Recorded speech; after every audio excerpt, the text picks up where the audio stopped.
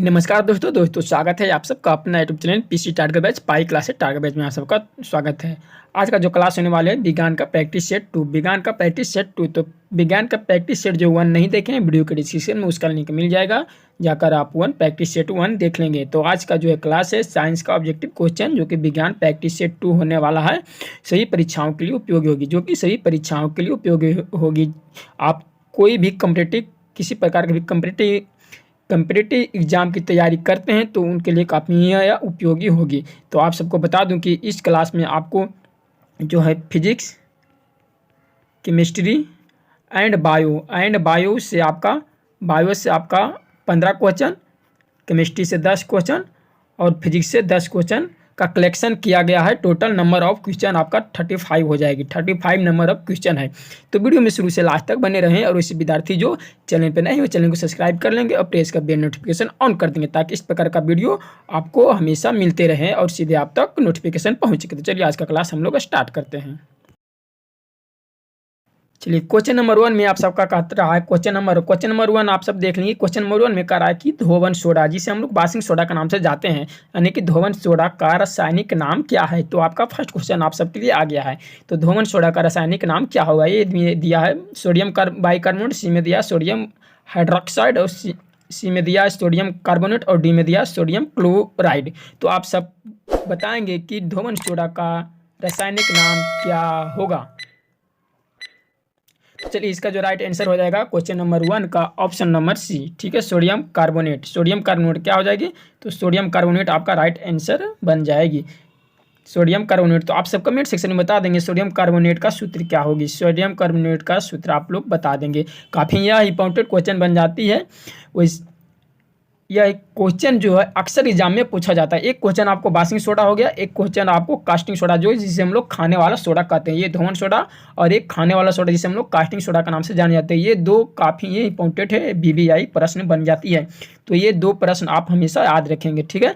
तो आप सब बता देंगे कि सोडियम कार्बोनेट का सूत्र क्या होता है। चलिए नेक्स्ट क्वेश्चन हम लोग देखिए, कहता है कि क्वेश्चन नंबर 2 में कहता है कि विटामिन सी का रासायनिक नाम क्या है। विटामिन सी का रासायनिक नाम क्या है। तो देखिए कल का क्लास जो हुआ था उसमें मैं विटामिन से रिलेटेड कुछ क्वेश्चन कराया था, उसमें ये आपका विटामिन सी का रासायनिक नाम था, ठीक है। उसमें विटामिन सी का रासायनिक नाम आया था। तो आप सब बताएंगे कि विटामिन सी का रासायनिक नाम क्या होता है। ये में दे रहा है रेटिनॉल, बी में दे रहा है एस्कॉर्बिक एसिड, सी में दे रहा है कैल्सीफेरॉल और डी में दे रहा है टेकोफेरॉल।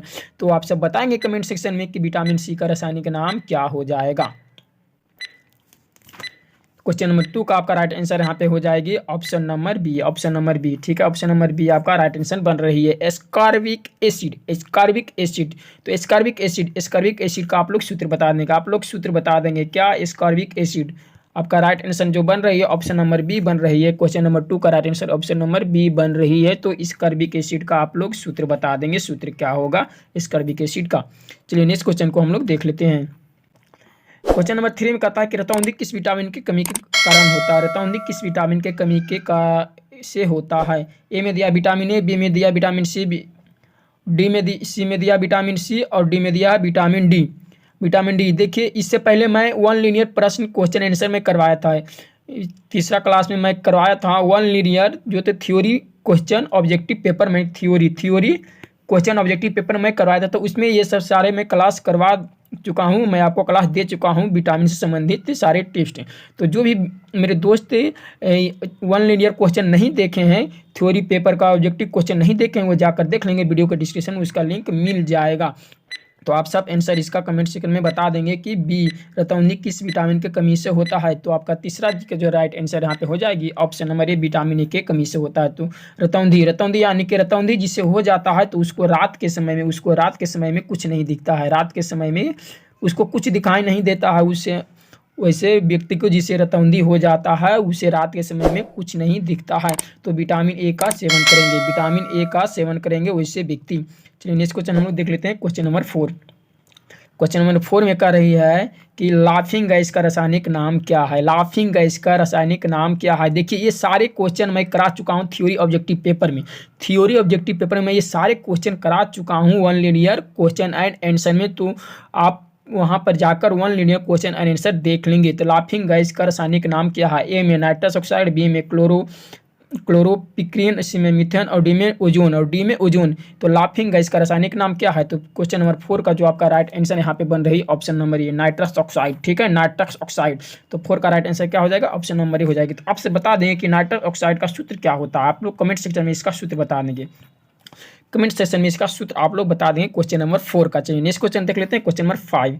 5 में देख लेते हैं हम लोग। 5 में कर रहा है कि प्लास्टर ऑफ पेरिस का रासायनिक सूत्र है।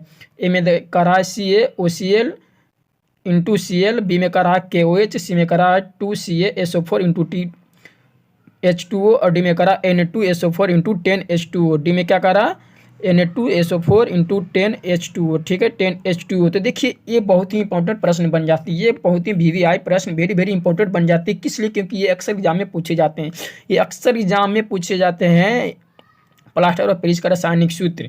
ठीक है, तो आप लोग याद रखेंगे। तो क्वेश्चन नंबर 5 का जो आपका राइट आंसर बन रही है ऑप्शन नंबर सी बन रही है। ठीक है, ऑप्शन नंबर सी आपका राइट आंसर हो जाएगी। ऑप्शन नंबर सी आप सब याद रखेंगे, काफ़ी इंपॉर्टेंट ये प्रश्न बन जाती है। प्लास्टर और पेरिस का रासायनिक सूत्र तो क्या होता है? 2CaSO4 इंटू H2O होता है प्लास्टर ऑफ पेरिस का रासायनिक सूत्र। चलिए नेक्स्ट क्वेश्चन हम लोग देख लेते हैं, question number C. Question number C 6 में कर रहा है कि विटामिन सी का सबसे अच्छा स्रोत क्या है? विटामिन सी का सबसे अच्छा स्रोत क्या है? ए में करा है मांस, बी में करा है दूध, सी में करा है आंवला और डी में करा है गाजर और डी में करा है गाजर।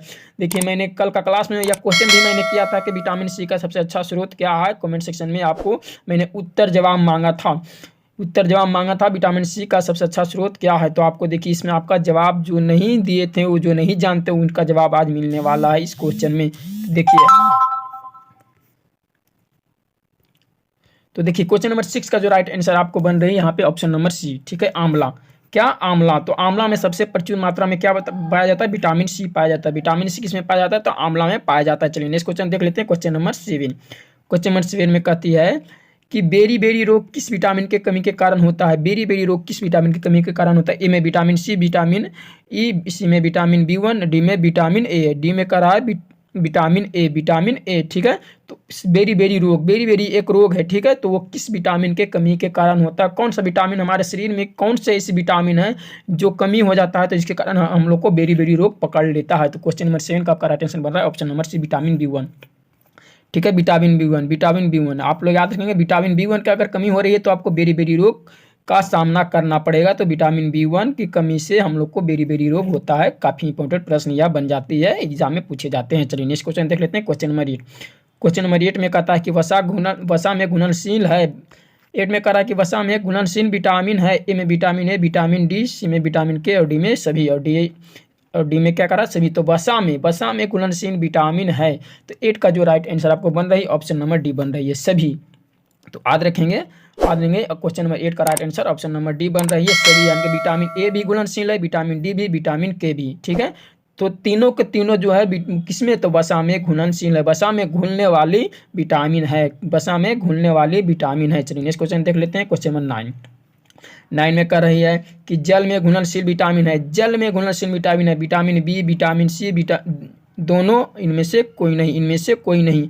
तो जल में, वो देखिए ऊपर में था वसा में, ये है नीचे आपका जल में। तो देखिए विटामिन से संबंधित आपको हर एक एग्जाम में 2 से 3 प्रश्न मिल जाएंगे। विटामिन से संबंधित आप लोग याद रखेंगे। विटामिन से जितने भी मैं प्रश्न करा हूँ, ये सब सारे प्रश्न आपको किसी न किसी एग्जाम में आया हुआ पूछा हुआ ये प्रश्न है जो मैं आपको करवा रहा हूँ, जो मैं कलेक्शन करता हूँ, वो किसी न किसी एग्जाम में पूछा हुआ प्रश्न ही कलेक्शन करता हूँ। तो क्वेश्चन नंबर 9 का जो आपका राइट आंसर यहाँ पे बनने वाली है वो हो जाएगी ऑप्शन नंबर सी। ठीक है, दोनों। तो विटामिन बी भी घुलनशील है और विटामिन सी भी घुलनशील है। तो आप लोग याद रखेंगे जल में घुलनशील विटामिन कौन सा है? तो विटामिन बी और विटामिन सी। देखिए इससे पहले आपको विटामिन बी और विटामिन सी ऑप्शन नहीं मिला होगा वसा वाले में, क्योंकि वह वसा में घुलनशील नहीं होगा। तो अगर यहाँ पे प्रश्न पूछता है कि वसा में घुलनशील नहीं है, अगर विटामिन बी देता है तो वो आपको राइट आंसर हो जाएगा, विटामिन सी देता है तो आपका राइट आंसर हो जाएगा।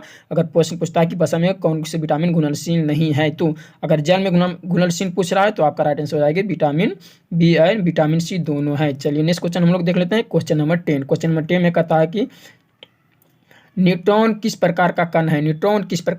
ए में कह रहा है धन आवेश युक्त, बी में कह रहा है ऋण आवेश युक्त, सी में कह रहा है आवेशहीन और डी में कह रहा है इनमें से कोई नहीं। तो आप सब बताएंगे कि न्यूट्रॉन किस प्रकार का कण है। क्वेश्चन नंबर 10 का जो राइट आंसर यहाँ पे हो जाएगी ऑप्शन नंबर आपका हो जाएगी सी, ठीक है। आवेशहीन है तो न्यूट्रॉन किस प्रकार का कण है, तो आवेशहीन कण है। न्यूट्रॉन पे कोई कोई किस प्रकार का कण है, न्यूट्रॉन पर कोई आवेश नहीं होता है। तो ऑप्शन नंबर सी आपका राइट आंसर हो जाएगी, ऑप्शन नंबर सी। तो नेक्स्ट क्वेश्चन देख लेते हैं। क्वेश्चन नंबर 11 में कहता है कि परमाणु बम का आविष्कार किसने किया था। क्वेश्चन नंबर 11 में कह रहा है कि परमाणु बम का आविष्कार किसने किया था। ए में ऑटो हॉर्न, बी में माइकल फ्राइडे, सी में विलियम साल्क और डी में गैलीलियो। तो परमाणु बम का आविष्कार किसने किया था, आप सब बताएंगे। परमाणु बम का आविष्कार किसने किया था। तो क्वेश्चन नंबर 11 का जो आपका राइट आंसर बने option number A auto horn. तो आपको राइट आंसर क्या हो जाएगा, ऑटो हॉर्न। तो ए ऑप्शन राइट आंसर हो जाएगी। ऑटो हॉर्न महोदय ने किसका किए थे, परमाणु बम का आविष्कार किए थे। तो आप सब बता देंगे कमेंट सेक्शन में कि परमाणु बम किस अभिक्रिया पर आधारित है, किस अभिक्रिया पर, कौन सी क्रिया पर परमाणु बम कार्य करती है, कौन सी क्रिया पर परमाणु बम कार्य करते हैं। आप सब कमेंट सेक्शन में जवाब देंगे, सारे बच्चे जवाब देंगे कमेंट सेक्शन में कि कौन सा क्रिया पे परमाणु बम कार्य करते हैं। चलिए नेक्स्ट क्वेश्चन देख लेते हैं। क्वेश्चन नंबर 12 में कहता है कि प्रथम परमाणु बम कब बनाया गया। प्रथम परमाणु बम कब बनाया गया था। ए में करा 1945, बी में करा 1952, सी में करा 1954 और डी में करा 1932। तो प्रथम परमाणु बम कब बनाया गया था। क्वेश्चन नंबर 11 का जो आपका यहाँ पे राइट आंसर हो जाएगी ऑप्शन नंबर ए 1945 में, ठीक है। 1945 में तो ए आपका राइट आंसर बन जाती है। 1945 में प्रथम परमाणु बम बनाया गया था। चलिए नेक्स्ट क्वेश्चन देख लेते हैं। क्वेश्चन नंबर 13 में कहती है कि इलेक्ट्रॉन की खोज किसने की थी। देखिए मैंने यह कल सवाल किया था, कल का क्लास में मैंने यह सवाल किया था आप सबके कि इलेक्ट्रॉन की खोज किसने किया था। तो कुछ बच्चे कमेंट सेक्शन में जवाब दिए थे, तो आप सबको जवाब सारे बच्चे को देना है जो भी क्लास अटेंड करते हैं। तो इलेक्ट्रॉन का खोज किसने किया था, बहुत ही इंपॉर्टेंट ये प्रश्न बन जाती है। ए में करा एडरसन, बी में करा रदरफोर्ड, सी में करा जे थॉमसन और डी में करा जेम्स चैडविक। तो इलेक्ट्रॉन की खोज किन्होंने किए थे। तो 13 का राइट आंसर हो जाएगा option number C, James Chadwick, ठीक है। जेम्स चैडविक महोदय ने क्या किए थे, इलेक्ट्रॉन की खोज किए थे। तो आप सब बता देंगे बाबू लोग कि इलेक्ट्रॉन की खोज कब हुई थी। इलेक्ट्रॉन की खोज जो है जे थॉमसन महोदय ने किए थे। तो ये कब किए थे इलेक्ट्रॉन की खोज, कमेंट सेक्शन में आप जवाब जरूर दीजिएगा। चलिए नेक्स्ट क्वेश्चन देख लेते हैं। क्वेश्चन नंबर 14 का प्रोटॉन की खोज किसने की थी। प्रोटॉन का खोज किसने की थी। तो 14 का जो आपका यहाँ पे राइट आंसर बन रही है ऑप्शन नंबर बी, गोल्डस्टीन महोदय ने किए थे। कौन किए थे, गोल्डस्टीन महोदय ने किए थे। तो आप सब याद रखेंगे प्रोटॉन, इलेक्ट्रॉन और न्यूट्रॉन, ठीक है। न्यूट्रॉन, प्रोटॉन और इलेक्ट्रॉन से संबंधित बहुत ही वीवीआईए प्रश्न आपको बन जाती है। इलेक्ट्रॉन, प्रोटॉन और न्यूट्रॉन का आविष्कार किन्होंने किए थे, डिस्कवरी किन्होंने किए थे। तो आपका राइट आंसर क्या बन रही है, बी बने। चलिए नेक्स्ट क्वेश्चन देख लें। क्वेश्चन नंबर 15 में कहती है कि न्यूट्रॉन की खोज किसने किए थे। 15 में कह रही है कि न्यूट्रॉन की खोज किसने किए थे। Rutherford, James Chadwick, Galileo, Newton.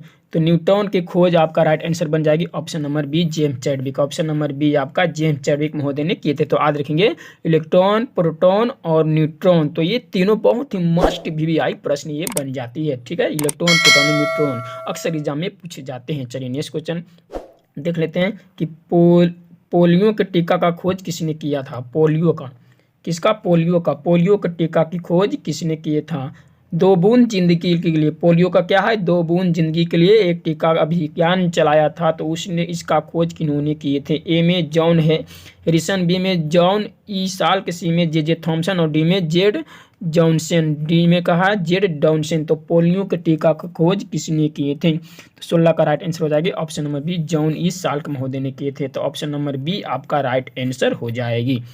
चलिए नेक्स्ट क्वेश्चन देख लेते हैं। क्वेश्चन नंबर 17 में कहता है कि डायनामाइट के आविष्कार कौन थे। ए अल्फ्रेड ने नोबेल, बी में मेंडलीफ, सी में टोरसोली और डी में माइकल फ्राइडे और डी में माइकल फ्राइडे। तो डायनामाइट, क्वेश्चन नंबर 17 का डायनामाइट के आविष्कारक कौन थे। 17 का राइट आंसर हो जाएगा ऑप्शन नंबर ए, ठीक है। ऑप्शन नंबर ए कौन थे, तो डायनामाइट का आविष्कारक कौन थे, अल्फ्रेड नोबेल थे, जिन्होंने डायनामाइट का आविष्कार करने पे इनको नोबेल पुरस्कार मिली थी। नोबेल पुरस्कार मिली थी डायनामाइट का आविष्कार करने पे। तो आपसे बता दें कि अल्फ्रेड नोबेल को नोबेल पुरस्कार कब मिली थी नोबेल पुरस्कार, आप सब बता देंगे कमेंट सेक्शन में कि डायनामाइट का आविष्कार करने पर ही अल्फ्रेड नोबेल को नोबेल पुरस्कार मिली थी, तो कब मिली थी। चलिए नेक्स्ट क्वेश्चन देख लेते हैं। पोजिट्रॉन की खोज किन्होंने की थी। पोजिट्रॉन की खोज किन्होंने की थी। क्वेश्चन नंबर 18 पोजिट्रॉन की खोज किसने की थी। ए में पाउली, बी में एडरसन, सी में जॉनसन, डी में राउंटजन और डी में राउंटजन। तो आप सब फटाफट बता देंगे कि पॉजिट्रॉन का खोज किन्होंने किए थे, पॉजिट्रॉन की खोज किसने किए थे। तो 18 का आपका राइट आंसर यहाँ पे हो जाएगी ऑप्शन नंबर बी, एडरसन महोदय ने किए थे, एडरसन महोदय ने किए थे। तो डिस्कवरी से आपको खोजकर्ता से आपको अक्सर एग्जाम में किसी न किसी एग्जाम में एक ना दो सवाल आपको मिल ही जाएगी, ठीक है। तो आप लोग ये सारे याद रखेंगे। तो एडरसन महोदय ने क्या किए थे, पॉजिट्रॉन की खोज किए थे। चलिए नेक्स्ट क्वेश्चन देख लेते हैं, क्वेश्चन नंबर 19 में कहता है कि निम्नलिखित में से किसकी वेधन क्षमता अधिक होती है, निम्नलिखित में किसकी वेधन क्षमता अधिक होती है। ए में अल्फा किरण, बी में बीटा किरण, सी में गामा किरण, डी में न्यूट्रॉन। तो 19 का जो आपका राइट आंसर यहाँ पे हो जाएगी ऑप्शन नंबर सी, ठीक है, गामा किरण। तो आप लोग याद रखेंगे कि गामा किरण जो होता है, गामा किरण, ठीक है, गामा किरण की क्या होता है, वेधन क्षमता सबसे अधिक होती है, गामा किरण की वेधन क्षमता सबसे अधिक होती है। चलिए नेक्स्ट क्वेश्चन देख लेते हैं, क्वेश्चन नंबर 20 में कहती है कि टेलीफोन का आविष्कार किसने किया था। बहुत ही इंपॉर्टेंट प्रश्न है ये, टेलीफोन का आविष्कार किसने किया था। ए में थॉमसन अल्वा एडिसन, बी में गैलीलियो, सी में अलेक्जेंडर ग्राहम बेल और डी में करा है जी मार्कोनी। तो 20 का जो आपका राइट आंसर हो जाएगी ऑप्शन नंबर सी। तो आप सब जानते हो कि अलेक्जेंडर ग्राहम बेल महोदय ने ही टेलीफोन का आविष्कार किए थे। कौन के थे, तो अलेक्जेंडर ग्राहम बेल ने। ऑप्शन नंबर सी आपका राइट आंसर हो जाएगी। चलिए नेक्स्ट क्वेश्चन देख लेते हैं, क्वेश्चन नंबर 21 में कहती है कि मानव का पीएच मान क्या होता है। बात बता देंगे क्वेश्चन नंबर 21 का, मानव का रक्त पीएच मान क्या होता है। मानव बोले तो मनुष्य का रक्त का पीएच मान क्या होता है, पीएच मान क्या होता है। ए में ऑप्शन नंबर 3, बी में 6, सी में 7.4 और डी में 12, और डी में का रहा है 12। तो मानव का रक्त का पीएच मान क्या होगा। क्वेश्चन नंबर 21 का राइट आंसर हो जाएगा option number C, option number C आपका राइट आंसर होगी 7.4 होती है। तो आप लोग याद हैं कि मानव का रक्त का पीएच मान 7.4 होती है। चलिए नेक्स्ट क्वेश्चन देख लेते हैं, क्वेश्चन नंबर 22 में कहती है कि मनुष्य के हृदय की समान स्पंदन गति कितनी होती है। 22 में कहती है कि मनुष्य के हृदय की समान स्पंदन गति प्रति मिनट कितनी होती है। प्रति मिनट यानी कि 1 मिनट में कितनी समान स्पंदन बार धड़कती है, 1 मिनट में कितनी बार धड़कती है, ठीक है, 1 मिनट में कितनी बार मनुष्य की गति प्रति मिनट होती है। हृदय की गति कितनी होती है, मनुष्य के हृदय की समान स्पंदन गति प्रति मिनट कितनी होती है। तो ये क्वेश्चन का जवाब आप लोग कमेंट सेक्शन में जरूर दीजिएगा। ये क्वेश्चन का जवाब मैं नहीं बताऊंगा, आप सबको, आप सभी को अवश्य मालूम होना चाहिए कि हमारे जो हृदय है उसका स्पंदन गति कितना होना चाहिए। ए में करा है 100, बी में करा है 72, सी में करा है 80 और डी में करा है 64, डी में करा है 64। तो ऑप्शन सहित आप क्वेश्चन नंबरिंग सहित आप आंसर जवाब दीजिएगा। क्वेश्चन नंबर 22 से लिखकर आप जवाब दीजिएगा कौन सा होगा। चलिए नेक्स्ट क्वेश्चन देख लेते, क्वेश्चन नंबर 23 देख लेते हैं। सर्वदाता वर्ग रुधिर है। सर्वदाता यानी कि सभी को देने वाला है, ऑल डोनर, ठीक है, सर्वदाता रुधिर वर्ग all donor. Option number A में करा ए, बी में करा है बी, सी में करा ए बी और डी में करा ओ। तो सर्वदाता रुधिर वर्ग कौन सा हो जाता है, तो ऑप्शन नंबर डी आपका राइट आंसर हो जाएगा। सर्वदाता यानी कि सभी को देने वाला, ऑप्शन नंबर डी यानी कि ओ वर्ग है, ठीक है, ओ वर्ग है। ओ वर्ग जो होता है सभी को देने वाला, वो सभी को रक्त अपना दे सकता है, ठीक है। तो ऑप्शन नंबर डी आपका राइट आंसर हो जाएगा। चलिए नेक्स्ट देख लेते हैं, क्वेश्चन नंबर 24 में कह रही है कि सर्वग्राहक रक्तदाता का रक्त ग्रुप होता है। सर्वग्राहक, यहाँ पे सर्वग्राहक समझे कि यानी कि सभी से लेने वाला, सर्वदाता यानी कि दाता यानी कि देने वाला और ग्राहक यानी कि लेने वाला। ग्राहक क्या कहता है, लेने वाला।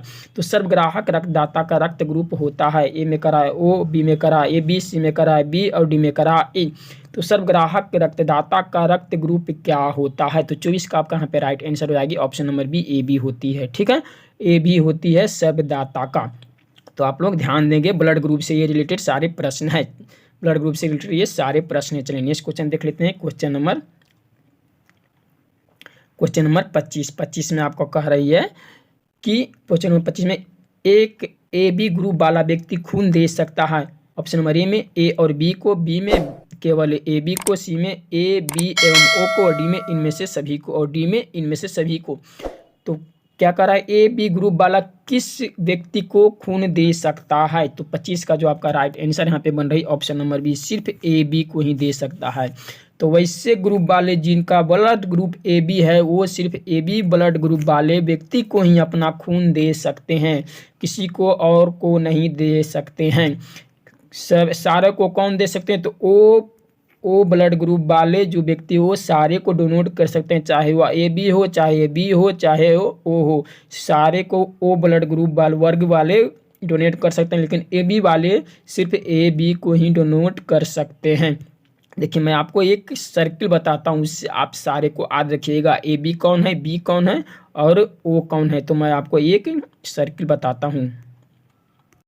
अब देखिए आप यहाँ पर ये डायग्राम याद रखिएगा, ये डायग्राम देखिए, ए आपका ओ हो गया, ए आपका ए वर्ग हो गया, ए आपका बी वर्ग हो गया और ये आपका ए बी वर्ग हो गया।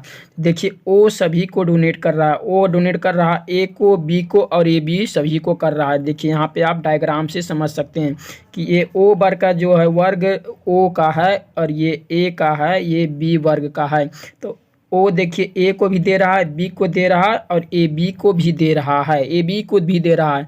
देखिए ए बी किसी को नहीं दे रहा है, ए बी जो है ए बी किसी को, ये ए बी जो वर्ग ग्रुप किसी को नहीं दे रहा है, तो सिर्फ ए बी वर्ग वाले ग्रुप को ही देंगे, ए बी वर्ग वाले ग्रुप को ही देंगे। ए जो वर्ग ग्रुप के रहेंगे, ए सिर्फ जिसका वर्ग ग्रुप ए रहेगा वो ए बी को देंगे, ठीक है। बी रहेगा तो ओ ए बी वर्ग को देंगे, ओ रहेगा तो ए को देंगे, बी को देंगे और ए बी दोनों को देंगे। तो ये आप डाटा दिमाग में बैठा लीजिए, कभी भी आप कन्फ्यूजन नहीं खाइएगा। ओ सर्व, ए ओ को कहा जाता है सर्वदाता कहा जाता है और ए बी को सर्वग्राही कहा जाता है। यानी कि देखो ओ सबको दे रहा है, सर्वदाता हो गया, और ए बी सभी से ले रहा है, ए बी सभी से ले, ओ से भी ले रहा, ए से भी ले रहा और बी से ले रहा, तो सर्वग्राही ए हो गया। तो आज के बाद कन्फ्यूजन नहीं खाना है आप सबको। चलिए नेक्स्ट क्वेश्चन हम लोग देख लेते हैं।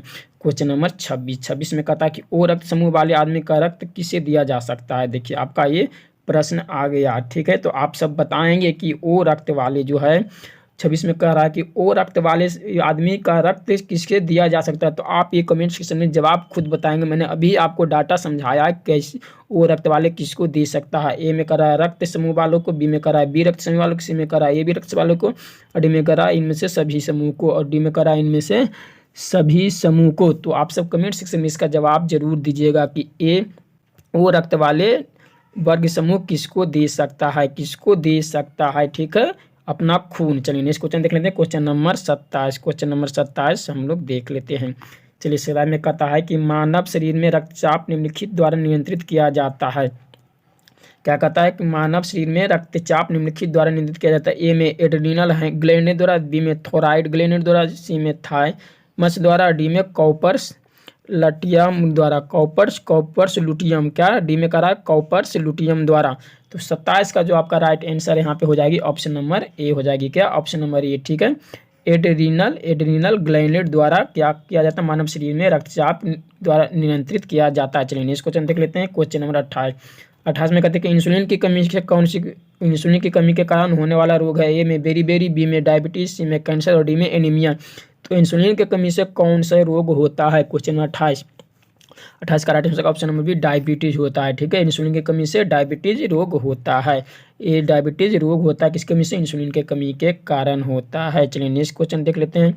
नेक्स्ट क्वेश्चन में कह रहा है आपका 29 में कह रहा है मानव शरीर में क्रोमोसोम की संख्या होती है। देखिए मैं क्वेश्चन कराया हूँ पहले ही, क्वेश्चन ये पहले का क्लास में करा चुका हूँ कि मानव शरीर में क्रोमोसोम की गुणसूत्रों की संख्या कितनी होती है। तो आप सब कमेंट सेक्शन में बता देंगे कि 40 होती है, 42, 44, 46। तो आपका राइट आंसर क्या हो जाएगी। क्वेश्चन नंबर 29 का right answer option number D हो जाएगी, ठीक है। 46 होती है गुणसूत्रों की संख्या। अगर जोड़ी आपको पूछेगी तो 23 जोड़ी हो जाएगी। अगर जोड़ी आपको पूछती है कि मानव शरीर में क्रोमोसोम की कितनी जोड़ी की होती है तो 23 जोड़ी आप सब बताएंगे। चलिए नेक्स्ट क्वेश्चन देख लेंगे। क्वेश्चन नंबर 30 में कहता है कि मानव मूत्र का पीएच मान क्या होता है। 30 में कहता है कि मानव मूत्र का पीएच मान क्या होता है। ए में 5, बी में 7, सी में 6 और डी में 8। तो मानव मूत्र का पीएच मान क्या होगा आप सब बता देंगे कमेंट सेक्शन में।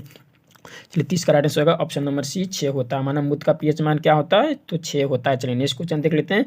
31 में कहता है कि मानव शरीर की सबसे छोटी हड्डी कौन सी होती है। मानव शरीर की सबसे छोटी हड्डी कौन सी होती है। ए में फीमर, बी में स्टेपिज, सी में कशेरुकी और डी में कपाल हड्डी और डी में कपाल हड्डी। तो ऑप्शन नंबर सी आपका ऑप्शन नंबर बी आपका राइट आंसर हो जाएगी, क्या ऑप्शन नंबर बी, ठीक है। ऑप्शन नंबर बी 31 का राइट आंसर क्या हो जाएगी ऑप्शन नंबर बी, यानी कि स्टेपिज होती है। तो आप सब बता देंगे कि स्टेपिज कहाँ पे होती है। आप सब बताएंगे कि ये जो सबसे छोटी हड्डी होती है स्टेपिज होती है वो कहाँ पे होती है। तो कल का क्लास में यह क्वेश्चन किया हुआ। देखिए फीमर जो होता है सबसे बड़ी हड्डी होती है मानव शरीर का। आज का आज का क्लास में आपका आ गया सबसे छोटी हड्डी, सबसे छोटी हड्डी। कल का क्लास में आया था सबसे बड़ी हड्डी जो कि फीमर होती है, वो आपका जांघ में होती है, वो आपका कहाँ होती है, जांघ में होती है। लेकिन स्टेपीज सबसे छोटी हड्डी है, तो ये आपका कहाँ पे होती है, आप सब बताएंगे कि कहाँ पे होती है स्टेपीज सबसे छोटी हड्डी। चलिए इसको देख लेते हैं।